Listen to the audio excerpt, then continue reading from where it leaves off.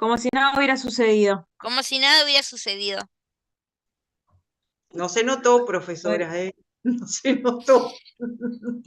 Como si nada hubiera sucedido. Tranquilos. podría haber sido peor.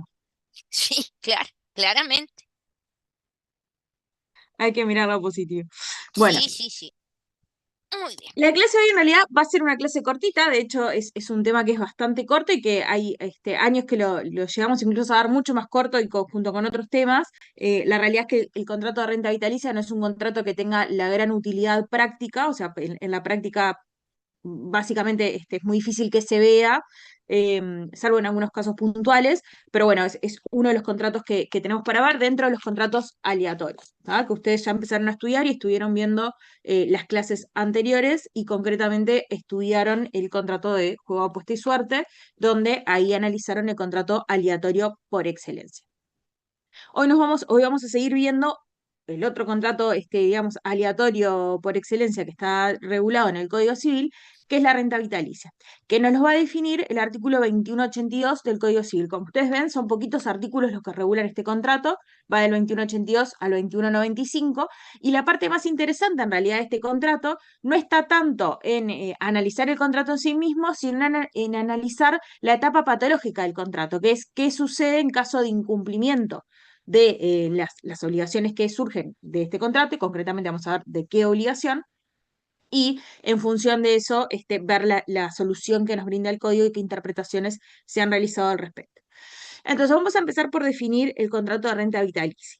Por ahí el 2182, se los copio por ahí, dice, el contrato de renta vitalicia es un contrato aleatorio, o sea, ya nos da la definición o nos clasifica el contrato dentro de todos los contratos, nosotros que analizamos lo categorizamos, ya el propio código nos categoriza el contrato como un contrato aleatorio. ¿Cuándo un contrato era aleatorio? Pregunta para ustedes.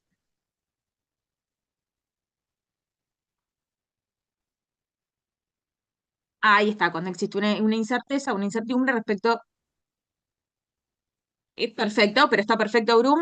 Básicamente es eso, es la contingencia de la existencia de una ganancia o Certidumbre. una pérdida y esa contingencia es incierta. Ortega, por ahí tenías la mano levantada también. Buenas noches. No, iba a decir eso, que suponía la existencia de una contingencia incierta de ganancia o pérdida. Cuando Ahí está, no, o sea, perfecto. cuando no está estipulado desde un inicio de contrato, como pasa con los conmutativos, como la ganancia o pérdida que va a sufrir cualquiera de las partes. Ahí está, y eso es lo que le da ese carácter de aleatoriedad. Al momento de perfeccionar este contrato, vamos a ver que no sabemos cuál de las partes va a obtener una ganancia o cuál va a obtener una pérdida eventual. Entonces, es un contrato aleatorio en que una persona se obliga a título oneroso a pagar a otra una renta o pensión periódica durante la vida de cualquiera de estas dos personas o de un tercero. Ahora vamos a introducir a los personajes que vamos a tener en este contrato. Una de las partes va a ser justamente quien se obligue a pagar esta renta o esta pensión periódica, y vamos a ver que ahí donde refiere a esa vida de cualquiera de las dos personas o de un tercero va a ser lo que nosotros tomemos como un elemento central que se llama o vamos a denominar como vida contemplada. ¿Ah? O sea, vamos a pagar, hay una persona que se va a obligar a pagar una renta o una pensión en forma periódica, mientras una de las personas, quien paga la renta, quien la recibe, viva, o la vida de un tercero persista. ¿Ah? Por eso ahí refiere a un tercero. Cualquiera de esos tres sujetos lo vamos a denominar como vida contemplada, de acuerdo a lo que se pacte en el contrato.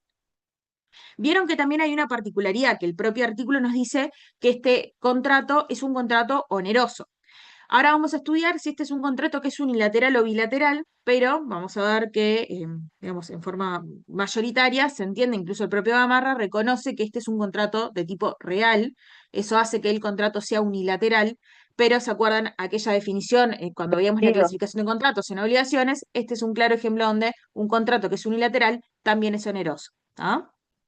Que ya ustedes lo vieron seguramente en obligaciones como uno de los ejemplos. Después vieron que el segundo inciso del 2182 nos va a aclarar y nos dice, cuando la renta vitalicia se constituye gratuitamente, no hay contrato aleatorio y se sujetará a las reglas de las donaciones y legados sin perjuicio de regirse por este capítulo lo que fueran aplicables. O sea que ahí nos refuerza la idea del artículo de que sí o sí este contrato es un contrato oneroso y que si fuera a título gratuito dejaría de ser una renta vitalicia, sería otro tipo contractual y se va a regir por las reglas de la donación y el legado, lo que fuera pertinente. A ver si ahí puedo pasar. Ahí va. Conceptos relevantes cuando vemos este contrato. Por un lado vamos a tener vitaliciado, por otro lado vitaliciante, que ahora se los voy a poner acá con un esquemita para no hacer lío. Precio, pensión y renta. Esos son como los conceptos básicos que vamos a ver y la vía contemplada, que sería el último, el quinto, digamos, este concepto importante. ¿Quién es el vitaliciante? El vitaliciante es quien va a pagar esa pensión o esa renta que nos definía el 2182. Y esa renta o esa pensión sí o sí tiene que ser paga, ¿no? Esa es una particularidad de esa pensión o esa renta. Y el vitaliciado, que es el otro sujeto que vamos a tener en este contrato, es el que paga un precio a ese vitaliciante a cambio de recibir esa pensión o esa renta. Ese precio nos va a decir el 2183, si no me falla la memoria, alguien que verifica porque no tengo el código acá al lado, nos va a decir que puede ser en dinero, en bienes muebles o bienes inmuebles. La aclaración de que puede ser dinero en realidad termina siendo redundante en la medida que ya el propio artículo nos define o nos dice que puede ser un bien mueble o un bien inmueble. Y el dinero, como todos sabemos, es un bien mueble, entonces termina siendo sobreabundante decirlo, pero en definitiva el artículo lo aclara. Voy a agarrar mi código, denme un segundo.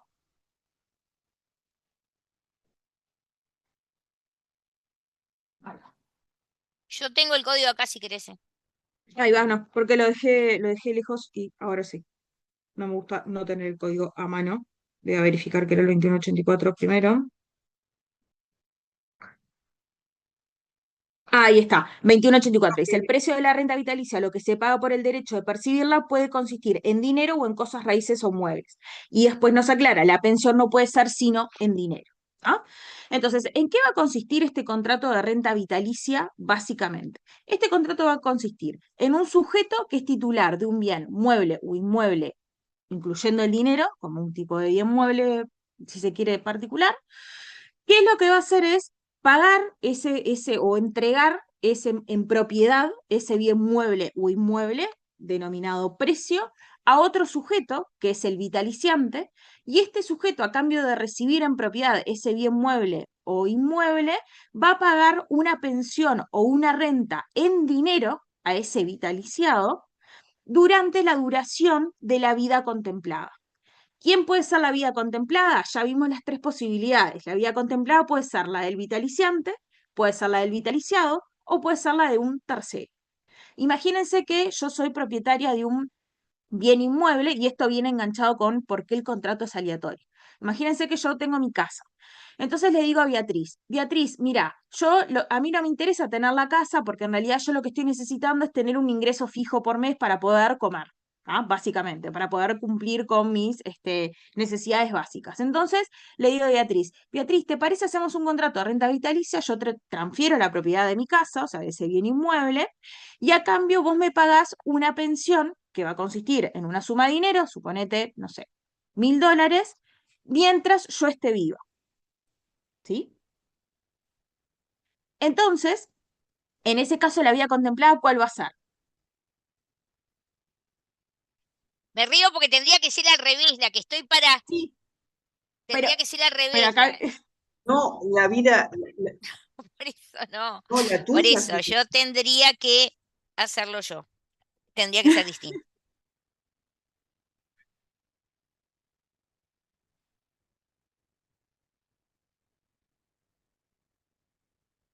bueno, pero a ver, pero ahí es donde viene la aleatoriedad. Entonces, Antes que Hitler y antes que yo no sabemos, Brun, estamos ahí. Vamos a ver. Vamos a ver.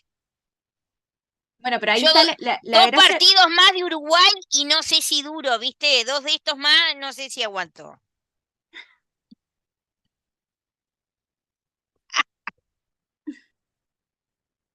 Bueno, Eso. entonces voy con Luzardo que tenía la mano por ahí levantada. Vitaliciado, profesora. Me parece que. Ahí está, la vía contemplada en ese caso fue la mía, que soy el vitaliciado, que le voy a transferir la propiedad a la profesora y la profesora a cambio me va a pagar la renta. Pero este aquí que está la aleatoriedad, porque como dice Beatriz, y yo sabía que se iba a reír con el ejemplo, decir, bueno, el ejemplo hubiera sido al revés, ¿no? Que Beatriz me diga a mí, te doy la casa y vos pagame la renta o la pensión hasta, o mientras esté viva. Bueno, pero en realidad la aleatoriedad justamente está en que no sabemos cuánto voy a vivir yo, porque me puede pasar que mañana salga de mi casa y me atropelle un 169 y me muera, o puedo vivir hasta los 95 años, no lo sabemos. Entonces, la aleatoriedad está ahí, hay una incerteza respecto a quién va a obtener una ganancia, quién va a tener una pérdida. Probablemente uno diría, bueno, por lógica, seguramente termine pagando más de lo que vale la casa porque va a vivir 40 años más, pero eso quizás puede haberse alterado porque en definitiva lo que se está teniendo en consideración o el factor relevante para determinar hasta cuándo se paga esa pensión o esa renta no deja de ser la duración de la vida de una persona, que puede ser cualquiera de las dos partes o puede ser la vida de un tercero. Después vamos a ver qué pasa con esa vida contemplada. ¿Sí, Mata? Sí, profe, ¿cómo está, doctora? También puede ser el precio de la casa, por eso puede ser vitalicia, pues, pienso yo, también dependiendo del costo del inmueble, ¿no? Porque si no los vale, yo le voy a decir, doctora Hillary, le dejo mi casa, que usted a ciencia cierta y a simple vista va a ver que no vale tanto, y yo le estoy diciendo a usted, vamos a hacer una renta vitalicia, ¿verdad? Un contrato de renta vitalicia. También hay que ver eso, ¿no? Si usted ve que yo no puedo durar tanto, o también dependiendo de la edad, como usted acaba de decir, no sería viable, ¿no? Bueno, en realidad no tanto en ese caso, pero sí hubo una situación, porque en realidad en definitiva ahí lo que termina pasando es, vos no sabés quién va a tener una ganancia o quién no, porque quizás la casa vale 10, pero la persona vive 20 años y termina pagando 10 veces en definitiva lo que valdría la casa, o capaz que se muera el otro día y termina, digamos, pagando mucho menos el valor de la casa. Entonces no es tanto por el valor del bien en sí mismo, sino que la aleatoriedad está dada porque el tiempo durante el cual se va a servir esa pensión o esa renta es incierto. Perdón, tenía una mano levantada y no llegué a ver de quién era. Era la mía, pero le iba a preguntar eso, que la diferencia con otros tipos de contratos es nada más el plazo, porque en este caso es vitalicio, ¿no? Claro, exacto. Está vinculado en realidad el hecho de que sea vitalicio es porque se vincula la duración del contrato con la duración misma de la vida contemplada. Por eso digamos, al final del día termina siendo un factor relevante.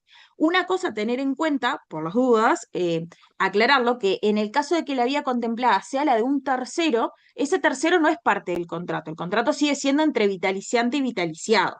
El que tomemos en consideración a los efectos digamos, de la determinación de la duración de esa pensión o esa renta, la vida de un tercero, no hace que ese tercero resulte obligado por el contrato, simplemente es un factor externo que se considera los efectos de la determinación de ese plazo, pero no es, digamos, parte o no se transforma en parte del contrato, sigue siendo un tercero. ¿Sí? Después vamos a ver que sí perdón, sí, Brum.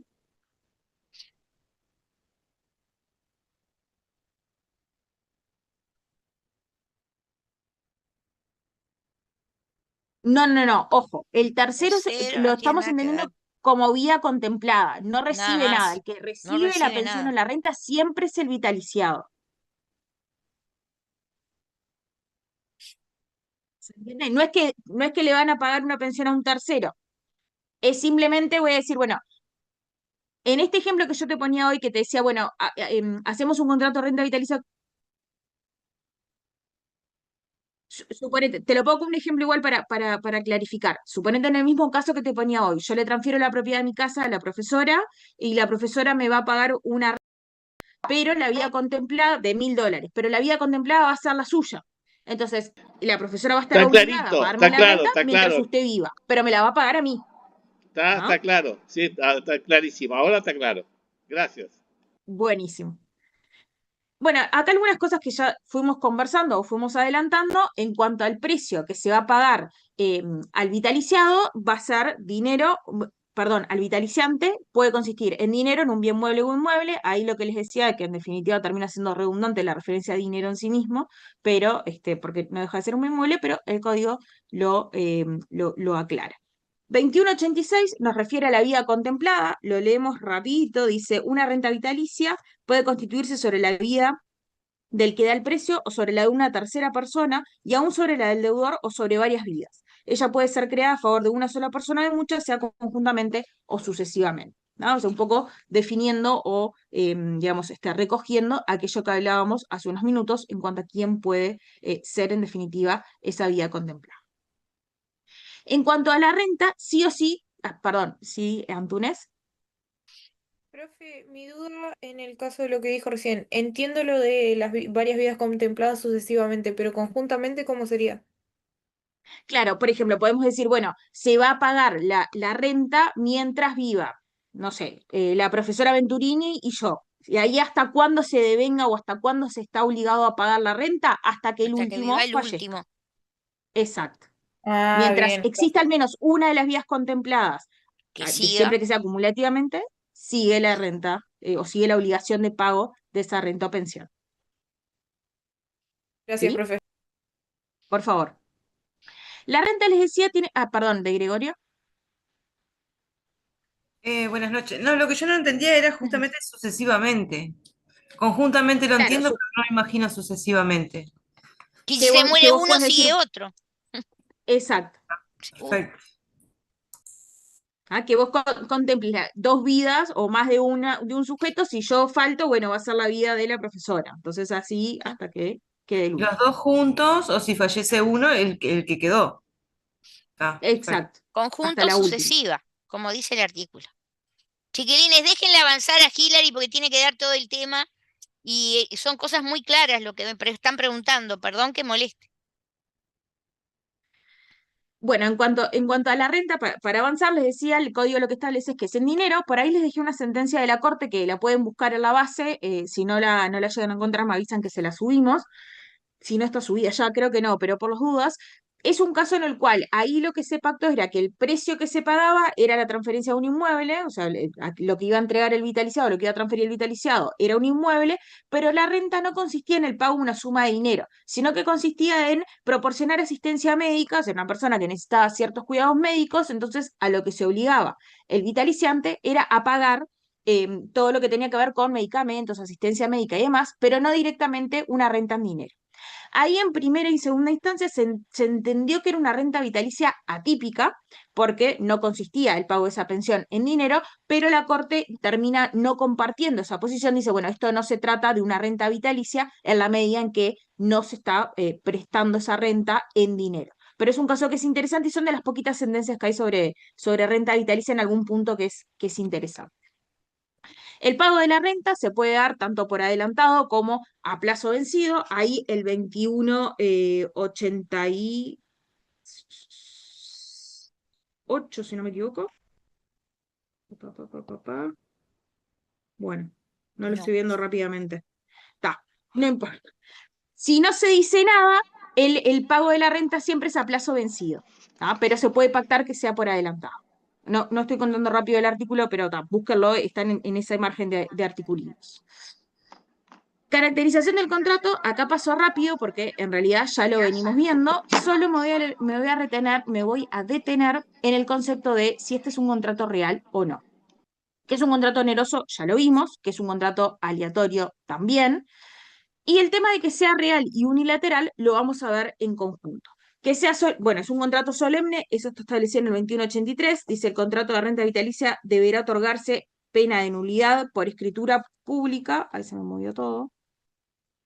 A ver, perdón. Ahí.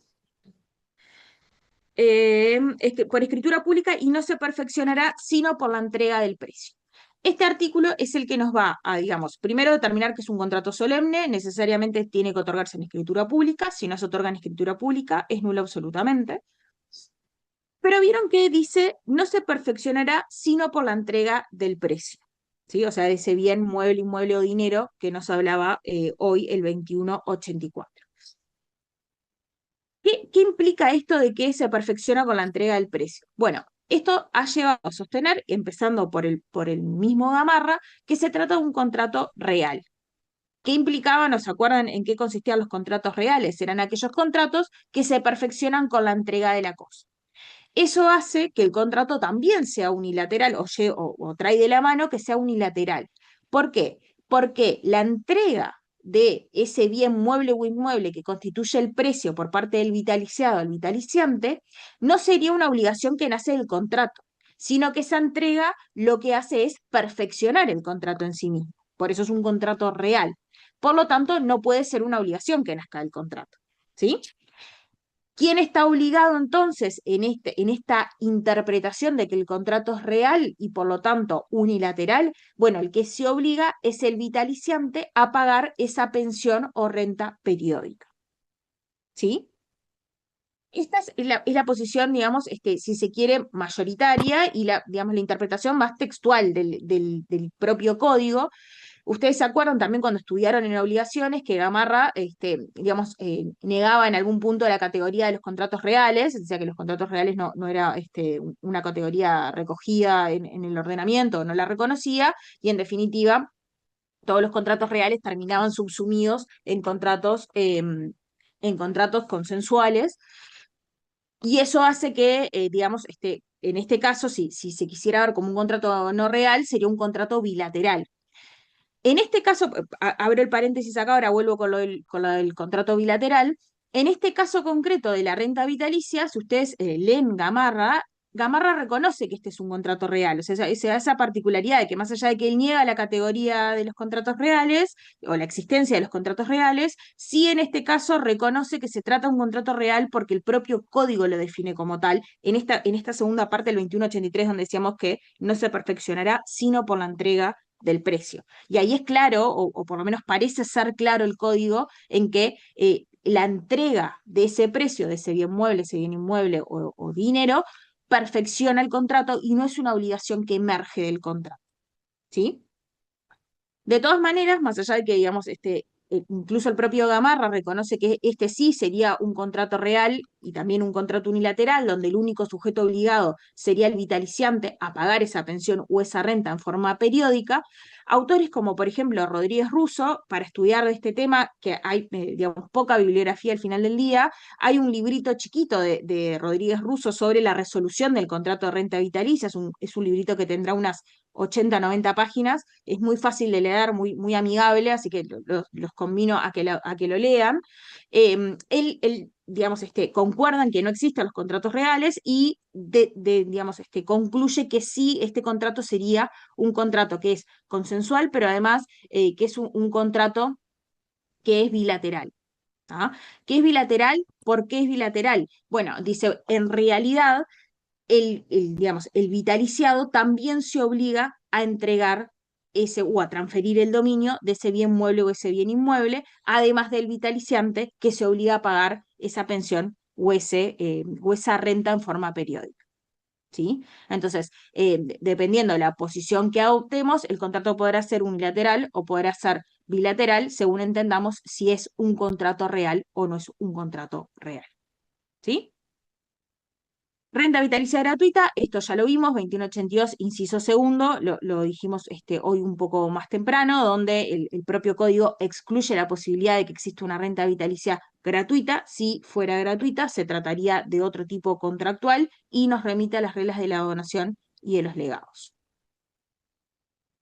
En cuanto a las obligaciones que nacen de este contrato, esto viene un poco de la mano con cómo categoricemos este contrato. Si consideramos que es un contrato real, la entrega del precio va a perfeccionar el contrato y el único obligado en este caso es el vitaliciante a pagar la renta o la pensión periódica.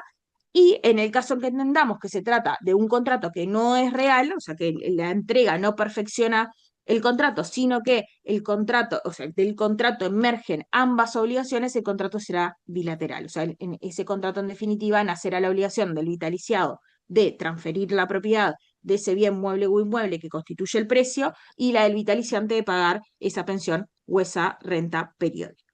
¿Sí? En cualquier escenario, recuerden que es un contrato solemne, o sea, hay que otorgarlo sí o sí por escritura pública, eso está previsto en la propiedad. Y llegamos por acá a digamos, lo más interesante o nos estamos a un pasito más cerca de llegar a la parte interesante de este contrato en realidad, que es la etapa patológica del contrato.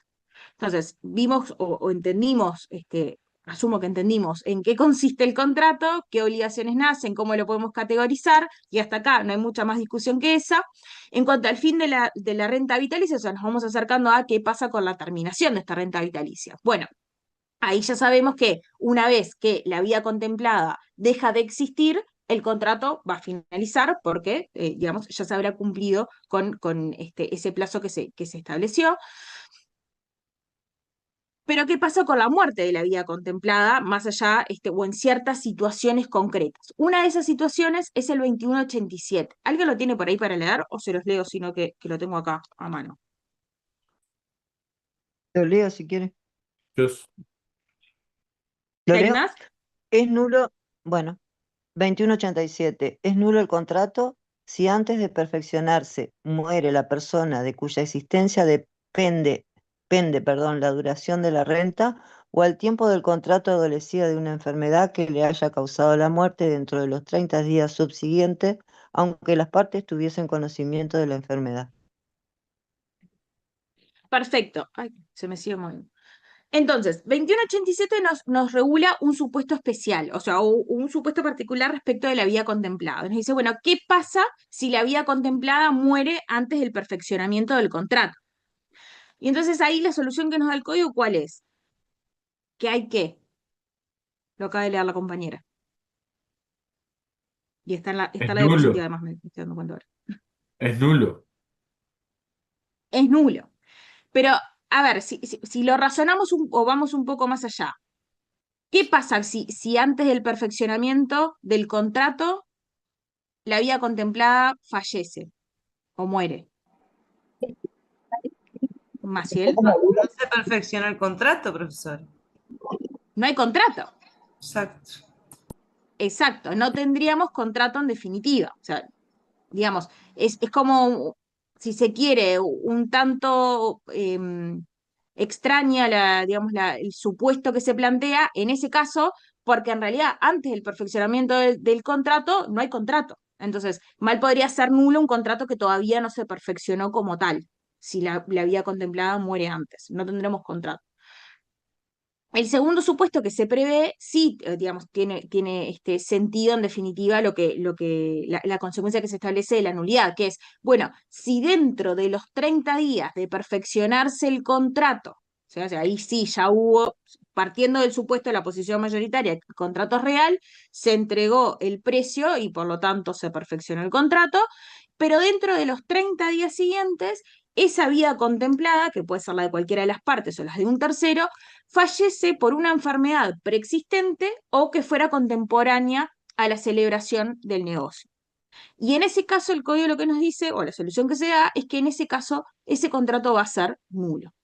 O sea que en definitiva el trasfondo detrás de esta normativa, o esta norma, uno lo que podría extraer, o la interpretación que se ha hecho es que en definitiva lo que se busca es que al menos la vida contemplada tenga una duración o viva por lo menos 30 días posteriores al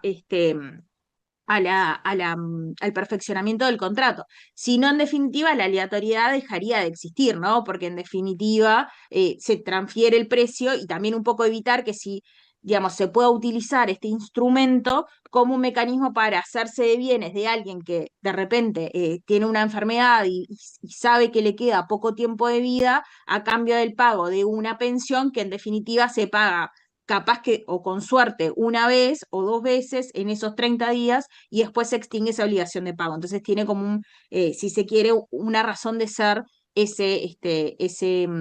esa regulación.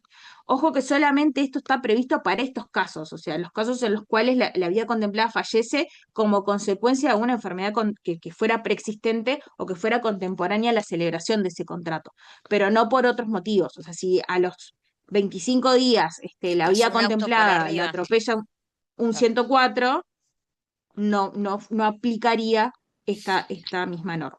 Sí, por Es ejemplo, más recuerdo difícil, en las profe, clases. eso, porque 104 no pasa nunca.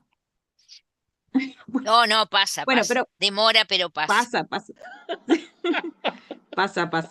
Em, Recuerdo las clases, por ejemplo, de la profesora Zafir, que ella tenía una interpretación un poco más extensiva de este 2187, y ella entendía que atendiendo a la teleología de la norma y cuál era la finalidad detrás de esto, en caso de que la vía contemplada dentro de esos 30 días, desde el perfeccionamiento del contrato, falleciera por cualquier causa, aun si no fuera por una enfermedad preexistente o concomitante, igualmente podría aplicarse la misma solución, porque justamente la finalidad de la norma era que la vía contemplada estuviera por lo menos o viviera unos 30 días luego del perfeccionamiento del contrato.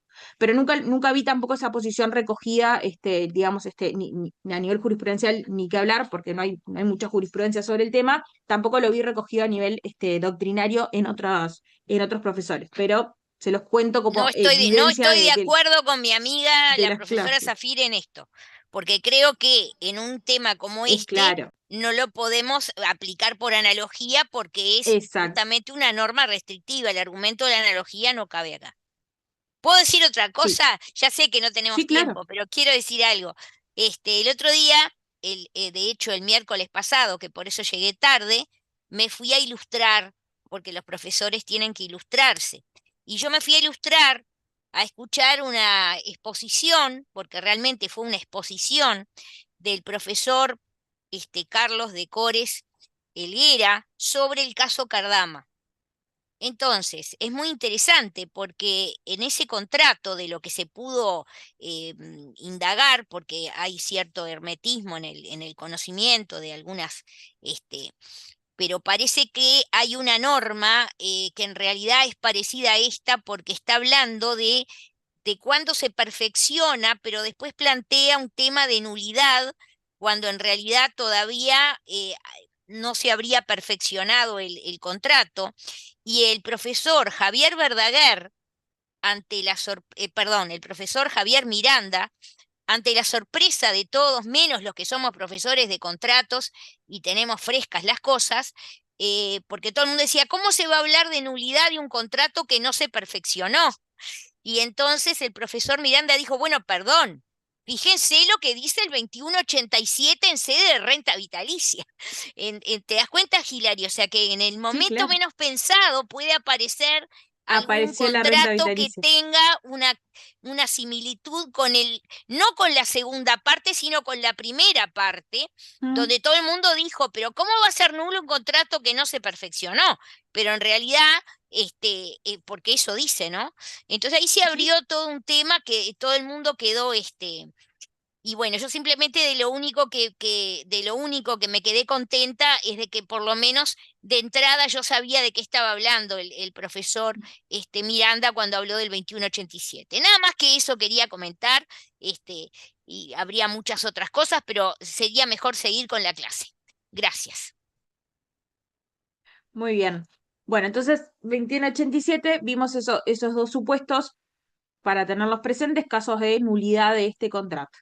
2189 ya lo vimos, el caso de la pluralidad de vías contempladas. Esto ya vimos que podían ser vías contempladas en forma acumulativa sucesiva y en ese caso, cualquiera de los dos, se va digamos, a deber el pago o se va a estar obligado al pago de la renta hasta la última vía contemplada. O sea, mientras exista al menos una de las vías contempladas, se va a seguir pagando esa renta o pensión periódica. 2194 y 2195 nos hablan de los supuestos a los cuales, digamos, en otros dos supuestos de muerte de la vía contemplada. En el primer caso, en el 2194, leo por acá rapidito, dice, si el tercero de cuya existencia, o sea, vía contemplada, es un tercero, pende la duración de la renta, sobrevive al acreedor, pasará el derecho de este a sus herederos hasta la muerte del tercero. Eso es razonable, digamos, no es nada fuera del otro mundo, digamos, si se contempla la vida de un tercero, muere el vitaliciado, que es el que recibe la pensión, va a seguir, sus herederos van a seguir teniendo ese derecho de crédito contra el vitaliciante hasta que la vida contemplada, que es un tercero, persista o exista, ¿sí? Y 2195 dice, muerta la persona sobre cuya existencia fue constituida la renta vitalicia, se deberá la de todo el año corriente si en el contrato se ha estipulado que se pagase con anticipación, y a falta de esta estipulación se verá solamente la parte que corresponda al día al número, perdón, de días corridos. O sea, ahí, acá está la vinculación con lo que veíamos hoy, si se paga a mes adelantado o, digamos, por periodo adelantado, no a mes adelantado, por periodo adelantado o a periodo vencido. Y llegamos finalmente a lo que queríamos llegar y lo más relevante de este contrato, y a los 15 minutos que nos quedan lo vamos a ver, que es la resolución del contrato de renta vitalicia. Estamos obviamente en la etapa patológica de este contrato, o sea, un supuesto en el cual se incumple con qué obligación, si tomamos la postura de que es un contrato real, la única obligación que van a hacer de este contrato; si tomamos la postura de que es un contrato bilateral, la obligación del del vitaliciante de pagar la renta o pensión al vitaliciado. Y acá los artículos, digamos, el juego de artículos que tenemos que ver es el 2190, el 2191 y el 2192. Brum, ¿los tenés por ahí para leerlos? El 2190 dice, si el deudor no presta las seguridades estipuladas, podrá el acreedor pedir que se anule el contrato.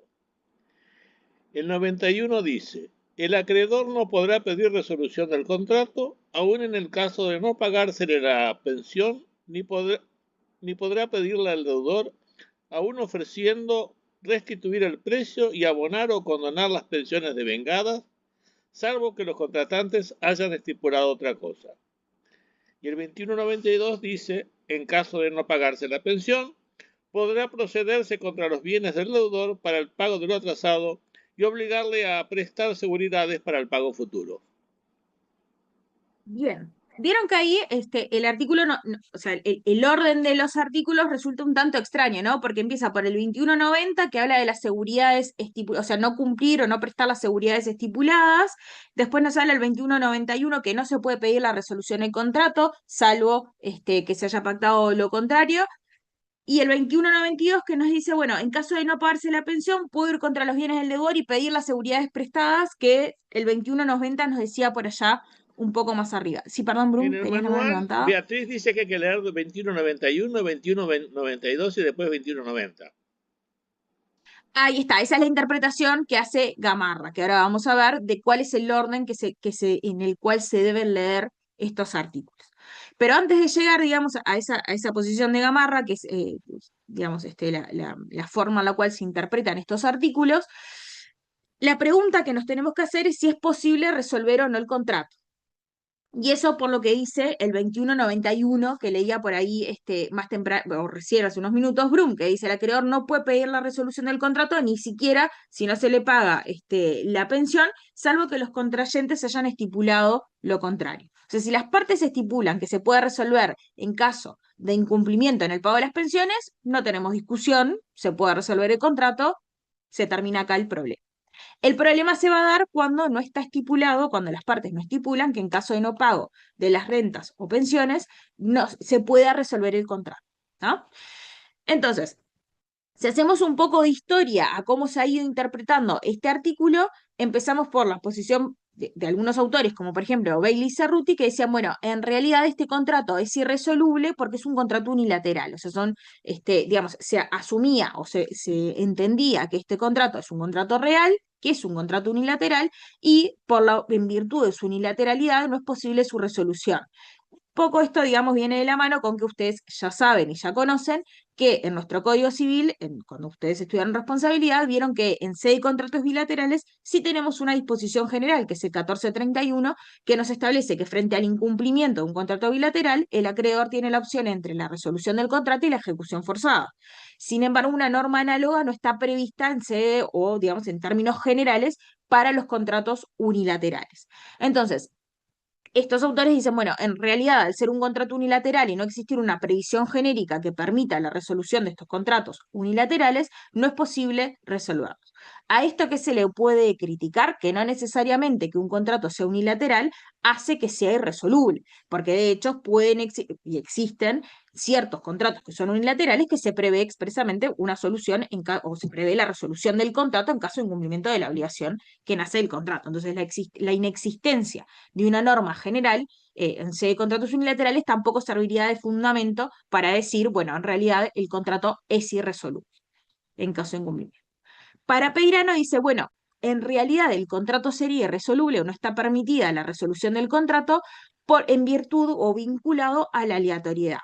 ¿Por qué? Porque dice, bueno, si nosotros dejáramos librado en manos del vitaliciante dejar de pagar la renta o la pensión para que el contrato se pueda resolver, dejaríamos en cierta forma la aleatoriedad atada a la voluntad del propio vitaliciante. O sea, dejaría de existir esa aleatoriedad, perdería su razón de ser, porque bastaría que en cualquier momento el vitaliciante dijera no pago más para que se pueda resolver el contrato y por lo tanto, digamos, ahora vamos a ver qué efectos va a tener o qué efectos puede tener esta resolución, devolverle las pensiones que ya pagó y en definitiva se dice, bueno, si contemplé una vida que pensé que iba a durar o que iba a estar 3 años más y resulta que vivió 10 años más, bueno, ya esto no me está sirviendo, entonces lo que hago es dejo de pagar para que el otro resuelva el contrato y en definitiva me libro de las obligaciones que tengo de pagar para futuro y eventualmente si se admitiera, de acuerdo a la posición que se adopte, poder recuperar el pago de las pensiones que se hubieran pagado. A eso en realidad, ¿qué es lo que se le puede criticar? Que en definitiva no es tampoco dejar en manos del propio vitaliciante y tampoco es inocuo para el vitaliciante decir, bueno, dejo de pagar las pensiones y eso hace que me libre de este contrato, porque en definitiva, primero, la resolución va a ser siempre una opción del acreedor, o sea, del vitaliciado, que va a poder decidir si quiere resolver el contrato, si quiere pedir la ejecución forzada, pero además todo incumplimiento va a acarrear la indemnización de los daños y perjuicios que se pudieran ocasionar. Entonces, no es que tampoco diría, bueno, con la resolución del contrato logro, digamos, salvar la situación y dejar de pagar la pensión sin ninguna otra consecuencia e incluso quizás hasta recuperar las pensiones que pagué y devolver el bien que recibí. Entonces, también desde esa perspectiva, esta posición de Peirano de que el contrato sería irresoluble por su aleatoriedad es criticable. Me voy a aceptar la posición de Rodríguez Russo para volver en un minuto para ver cuál es la posición de Gamarra. La posición de Gamarra lo que dice es, bueno, ¿cómo debemos leer estos 3 artículos? Como decía hoy Brum, bueno, primero vamos a ver el 2191, luego el 2192 y por último el 2190, o sea, vamos para adelante y para atrás. ¿Por qué? Porque dice, bueno, en realidad, primero, en el 2191 nos dice que no se puede resolver el contrato en caso de que no se paguen las pensiones o la renta periódica, salvo que se pacte en contrario. O sea que se podría en el supuesto de pago. Si no se pacta la posibilidad de resolver el contrato en caso de incumplimiento de las pensiones o rentas periódicas, no se puede resolver el contrato. ¿Y qué puede hacer ese acreedor? ¿Qué puede hacer ese vitaliciado? Bueno, puede recurrir a la ejecución forzada prevista en el 2192. Pero además vieron que el 2192 dice, bueno, se puede exigir el pago de lo que se adeuda por concepto de rentas o pensiones, pero además exigir garantías del cumplimiento de las pensiones o rentas que se generen en el futuro, que se devengan en el futuro. Y esto tiene sentido. ¿Por qué? Porque ustedes imagínense que si pónganse en la cabeza de un vitaliciado a quien ya le incumplieron con el pago de la pensión 1, 2, 3 veces, va a decir, bueno, yo no puedo resolver el contrato, tengo que pedir la ejecución forzada para que me cumplan. ¿Y yo qué garantía tengo de que después que me cumplió con las 2 o 3 pensiones que me debe, me va a cumplir con la que sigue? Y así hasta, o sea, mientras dure la vida contemplada. No tengo esa certeza. Entonces ahí la norma, el propio código lo que dice es, bueno, puedo pedir adicionalmente que se presten garantías del cumplimiento de las pensiones futuras. ¿Sí? Ahora, ¿qué pasa si se incumple con las pensiones futuras? Aun cuando ya, digamos, tuviera la garantía suficiente, o lo que nos dice el 2190 es, ¿qué pasa si no se constituyen esas garantías o si esas garantías que se quieren constituir no son suficientes? Entonces, en ese caso, el 2190 nos dice que ahí sí el el vitaliciado puede pedir la resolución del contrato. Entonces, ustedes fíjense que por el incumplimiento de la obligación principal que asume el vitaliciante no se puede resolver el contrato, pero en caso de que no se presten las garantías suficientes en el marco de la ejecución forzada del cumplimiento de esa obligación de pago de las pensiones o rentas, sí se podría pedir la resolución del contrato. Entonces ahí se da como digamos, esa situación atípica o anómala donde no por el incumplimiento de la obligación principal, pero sí por el incumplimiento de una obligación que vendría a ser accesoria a esa principal, sí se podría resolver el contrato. Y tiene sentido en realidad la solución en esta lógica que plantea o en esta interpretación que plantea Gamarra, en cuanto, bueno, si ya no te pude pedir la resolución del contrato porque me incumpliste con el pago de las pensiones, te tengo que pedir la ejecución forzada, te pido garantías y no me las das, bueno, de nada me sirve la ejecución forzada si después nadie sabe si vas a poder cumplir o no con las pensiones futuras. Entonces ahí sí, si no se cumple con esa constitución de garantías o no son suficientes, se podría pedir la resolución del contrato, ¿no? Entonces, esa sería la forma de leer estos artículos o la forma en la cual se podría resolver el contrato, obviamente que siempre que no se haya pactado en el propio contrato que se pueda resolver en caso de incumplimiento. Entonces ahí, digamos, el consejo profesional es, siempre que tengan que hacer una renta vitalicia, si en algún momento les toca, es pactar expresamente que el contrato se pueda resolver en caso de que no se cumpla con el pago de las pensiones. ¿Sí?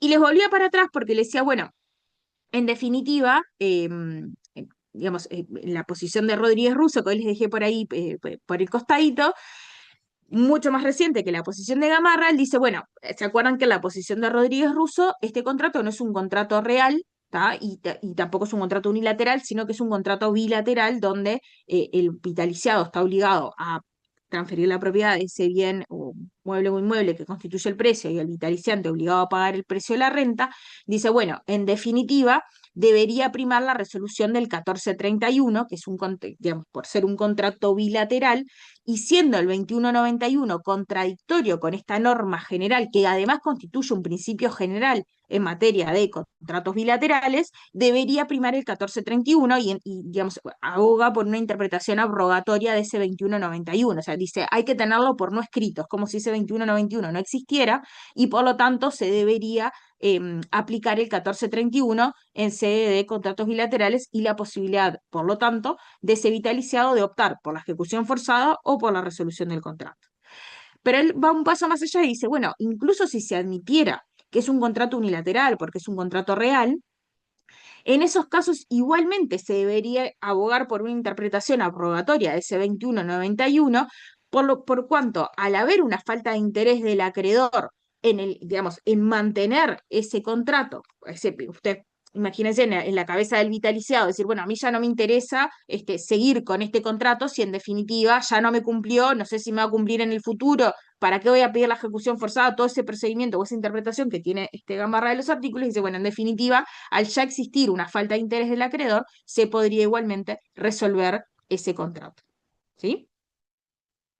Entonces, lo último que nos queda por ver es qué efectos tiene esa resolución del contrato. O sea, si ya sea en la posición en la cual asumamos, ¿no? Sea la posición de Gamarra con esta interpretación o esta lectura de estos artículos, primero 2191, 2192 y después 2190, o incluso la posición de Rodríguez Russo respecto de la posibilidad de resolver el contrato y esta interpretación abrogatoria del 2191, digamos, el otro aspecto que se nos abre es, bueno, qué consecuencias o qué efectos va a tener esta resolución del contrato. O, digamos, la pregunta concreta sería si esa resolución del contrato tiene efectos retroactivos o va a tener efectos hacia adelante.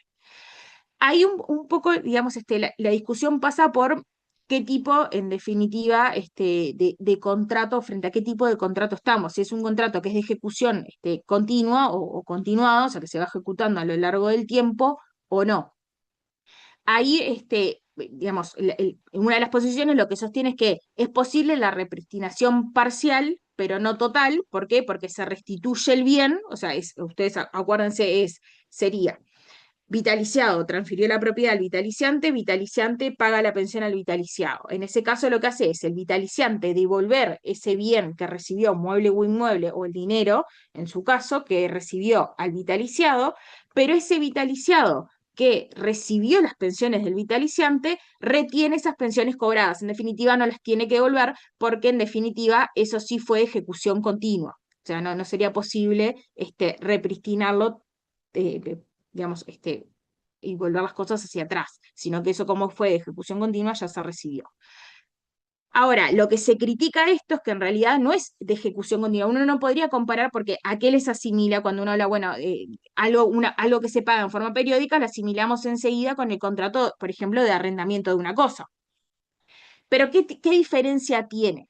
que en definitiva, perdón, Oviedo, a ver qué No, diferencia tiene. capaz que lo va a explicar y la corté justo, pero no es, o sea, em, no está recibiendo ningún beneficio ahí, ¿no? La persona que abonó la persona que abonó este tipo de pensión no recibió ningún beneficio, tanto en cuando se alquila algo, lo que sea, la idea de que no se puede represtinar totalmente viene justamente porque hubo un beneficio analizado desde un punto de vista económico. Hubo un beneficio de la otra parte y por eso hay una cierta parte que no se represtina, pero en este caso no obtuvo ningún beneficio. Vinculado, o sea, sí, en cierta manera, en ese caso, por ejemplo, el arrendamiento, se paga un precio a cambio de un uso y goce que va a recibir el arrendatario en este caso. Ahora, en este caso, en este supuesto de la renta vitalicia, ese vitaliciante paga al vitaliciado, pero no recibe nada a cambio. Recibió el precio en el momento en el cual se le transfirió ese bien, pero después no es que realizó un pago como consecuencia del uso goce de ese bien o, digamos, o por su mero uso, o por su tenencia, o por la propiedad, ni nada por el estilo. No se vincula ese pago con la propiedad, entonces, o con, digamos, haber recibido un beneficio en forma periódica que hizo que se vengara esa obligación de pagar ese precio en forma periódica. Entonces, hay un cierto cuestionamiento a que en definitiva se trate de un contrato que sea de ejecución continua en ese sentido. Por eso es que, digamos, en la otra posición, quienes sostienen que sí hay una repristinación total, se debería devolver el bien que se recibió como precio, o sea, ese bien mueble o inmueble, el vitaliciado el vitaliciante se lo devuelve al vitaliciado y el vitaliciado devuelve la totalidad de las pensiones o de las rentas que haya recibido durante digamos, la vigencia de ese contrato hasta el momento de la resolución. Entonces son como las dos formas o las dos interpretaciones que se ha realizado de cuáles son los efectos de esta resolución del contrato. O que hay una repristinación en definitiva parcial, devolviendo solamente el precio, pero no las pensiones o rentas, o que hay una repristinación total y en definitiva se devuelve tanto el precio como las rentas o pensiones que se hayan recibido. Y por ahí,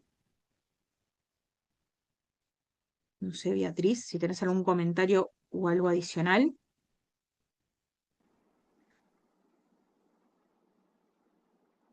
¿No? Brunker, ¿tenés una duda? No, le voy a buscar un pelo al huevo. Dentro de los 30 días de perfeccionamiento del contrato, ¿un suicidio es accidente o es enfermedad?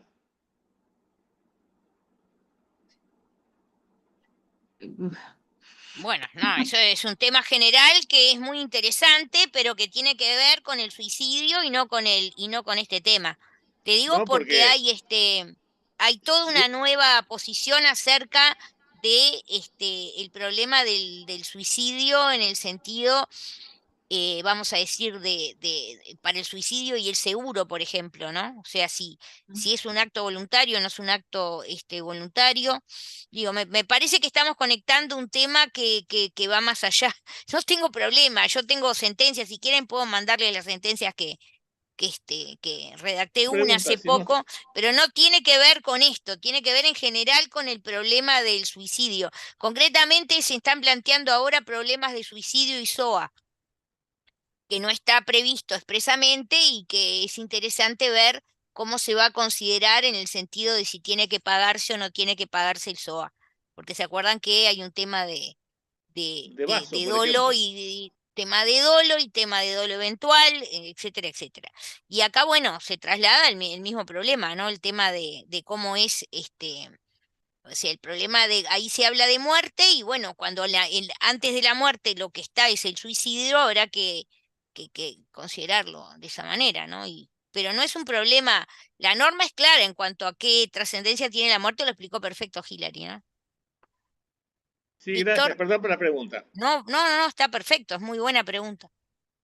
Solo Víctor. una pregunta. En jurisprudencia, ¿cuál es la posición mayoritaria? ¿Que es la predestinación esa es parcial o total? No, es que no ha habido, yo no Ah, conozco No hay jurisprudencia. caso. Te digo más, si queremos llevar y complicar más las cosas, porque yo pensé que venía por el tema del pelo del huevo, podía venir por ahí, cuando hay un tema de repristinación, por supuesto que se plantean todos los temas de repristinación, es decir, cómo se repristina, si actualizado, o sea, todos los temas que analizamos en responsabilidad, en el caso de entenderse que corresponde la repristinación, acá se plantean de vuelta.